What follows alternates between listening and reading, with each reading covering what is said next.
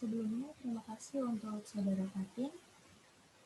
Kemudian saya di sini akan melanjutkan terkait tentang pembahasan dari program PKH ini sendiri.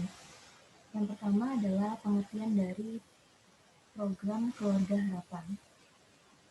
Sebagai upaya percepatan penanggulangan kemiskinan, di mana sejak tahun 2007 pemerintah Indonesia telah melaksanakan suatu program yang disebut Program Keluarga Harapan, di mana program tersebut adalah sebuah program bantuan sosial yang bersyarat yang membuka akses keluarga miskin, terutama ibu hamil dan anak, untuk memanfaatkan berbagai fasilitas layanan dan kesehatan dan fasilitas layanan terkait dengan pendidikan yang tersedia di sekitar mereka.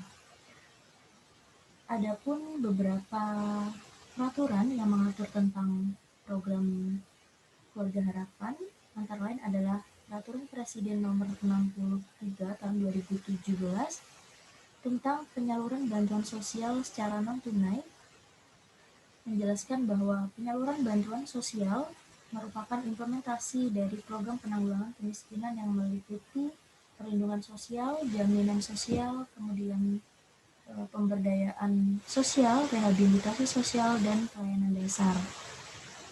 Penyaluran bantuan sosial secara non-tunai pun dilaksanakan terhadap bantuan sosial yang diberikan dalam bentuk uang berdasarkan penetapan pemberi bantuan sosial. Kemudian peraturan yang kedua adalah Peraturan Menteri Sosial Republik Indonesia Nomor 1 Tahun 2018 tentang Program Keluarga Harapan itu sendiri, di mana program tersebut ditetapkan untuk mendukung pelaksanaan penyaluran program Keluarga Harapan sebagai bentuk bantuan sosial bersyarat yang bertujuan untuk mengurangi beban pengeluaran dan meningkatkan pendapatan keluarga miskin dan rentan, di mana penyaluran bantuan PKH ini sebagai bentuk atau sebagai salah satu upaya untuk mengurangi kemiskinan terutama dan kesenjangan dengan mendukung perbaikan aksesibilitas terhadap layanan kesehatan, pendidikan, maupun kesejahteraan sosial guna meningkatkan kualitas hidup masyarakat. Kemudian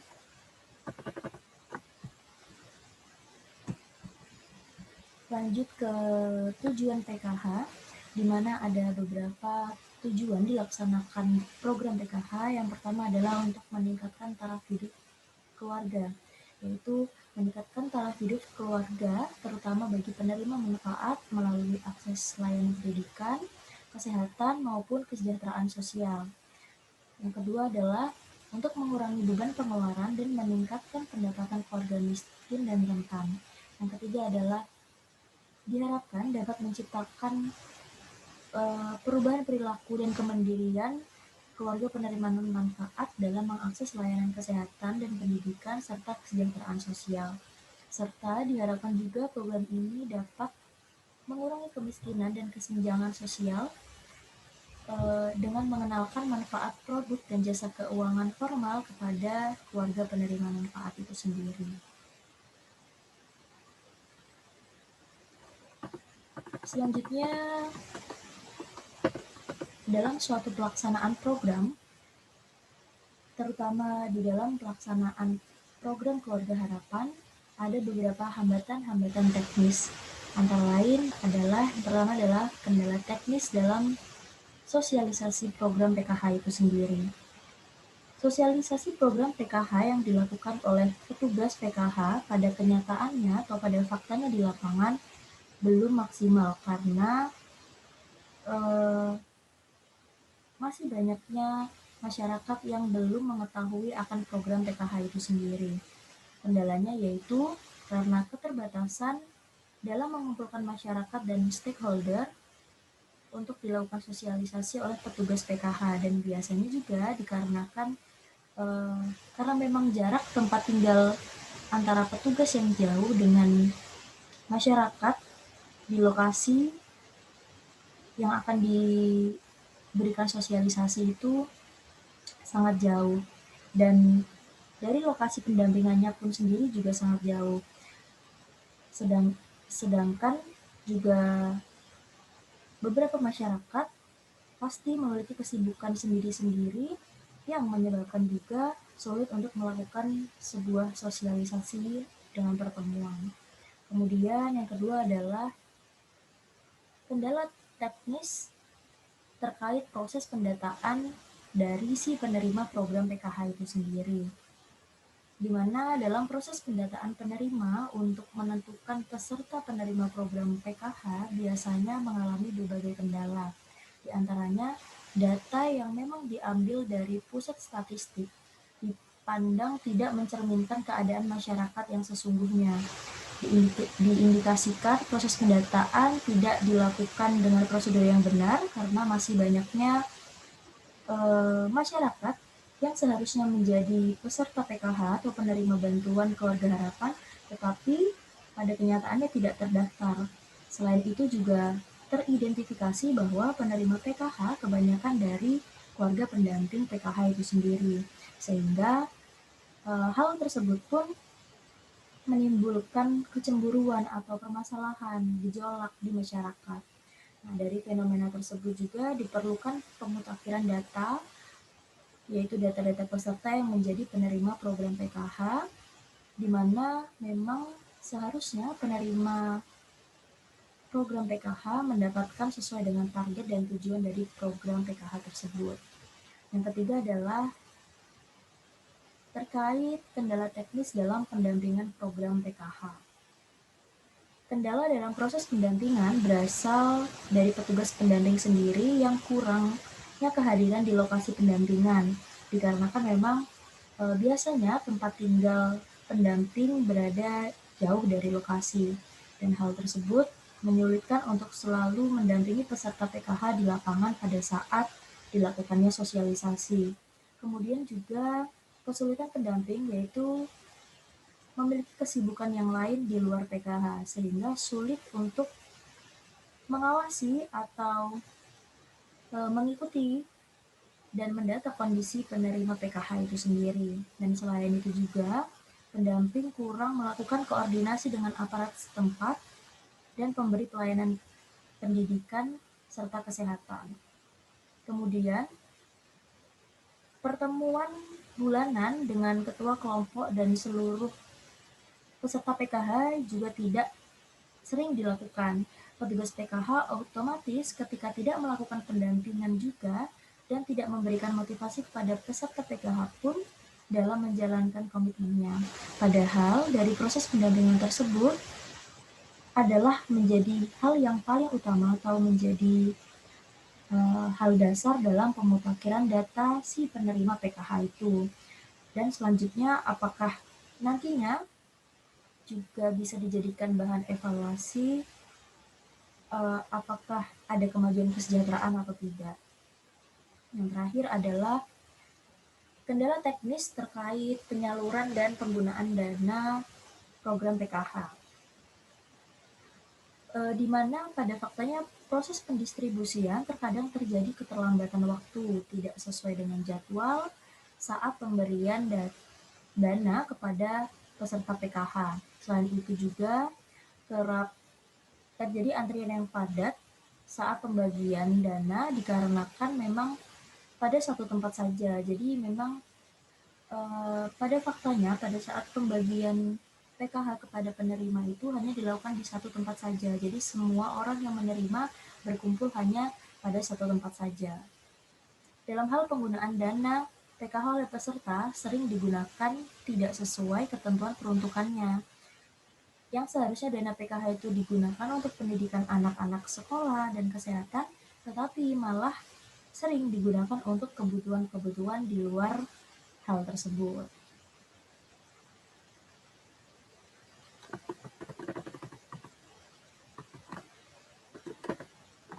Selanjutnya adalah penjelasan terkait evaluasi kebijakan program Keluarga Harapan itu sendiri, di mana kita sebagai kelompok 2 memilih model evaluasi kebijakan menurut William and Dunn. Yang pertama adalah dilihat dari aspek efektivitasnya. Program Keluarga Harapan pun dirasa efektif dalam menanggulangi permasalahan kemiskinan di Indonesia. Oleh karena itu, target pemerintah ditingkatkan 15% dari 3, juta pada tahun 2015 menjadi 10 juta penerima di tahun 2020.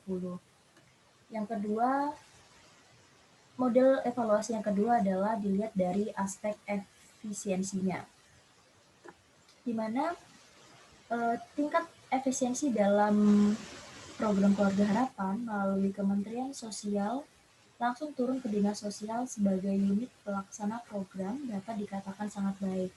Jumlah besar yang diterima tidak terlalu besar dan mampu memaksa peserta untuk mematuhi syarat-syarat yang diajukan dinas sebagai sarana pengetahuan atau edukasi untuk memutus mata rantai kemiskinan. Aspek yang ketiga adalah aspek kecukupan, di mana bahwa dana bantuan program Keluarga Harapan ini memang telah diserap dalam bidang kesehatan berupa perilaku kesehatan dan di bidang pendidikan berupa pembelian peralatan-peralatan sekolah, kemudian biaya transportasi, biaya pendidikan, dan lain sebagainya. Aspek yang berikutnya adalah evaluasi kebijakan dilihat dari aspek perataannya. Terkait dengan pelaksanaan program Keluarga Harapan dalam aspek pemerataannya, pada faktanya masih belum maksimal. Target yang telah ditetapkan untuk pihak penerima program Keluarga Harapan sebanyak 10 juta keluarga penerima manfaat. Namun pada kenyataannya atau pada faktanya di lapangan, hasil program Keluarga Harapan diserap sebanyak 8.907.446 keluarga penerima manfaat.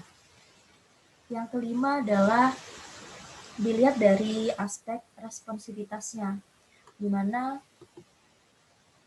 dalam pelaksanaan kebijakan program Keluarga Harapan di Indonesia, jika dilihat dari sisi responsivitasnya ditentukan dengan 2 kriteria penilaian. Yang pertama adalah kebijakan PKH telah memberikan kepuasan, itu baik bagi pemberi pelayanan kesehatan dan pendidikan maupun peserta PKH itu sendiri. Yang kedua adalah kebijakan PKH memperoleh respon atau dukungan yang positif dari pemerintah daerah setempat ataupun lembaga-lembaga atau instansi terkait lainnya.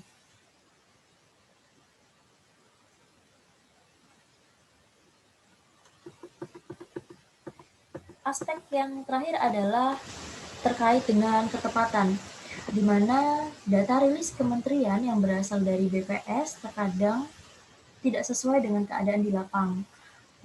Semisal dalam kategori miskin yang digunakan, janda dikategorikan sebagai kategori miskin. Akan tetapi kenyataannya di lapangan, janda belum tentu identik dengan miskin karena ada janda yang mendapatkan bantuan, tetapi banyak aset yang ia miliki seperti ruko maupun tanah ataupun yang lain.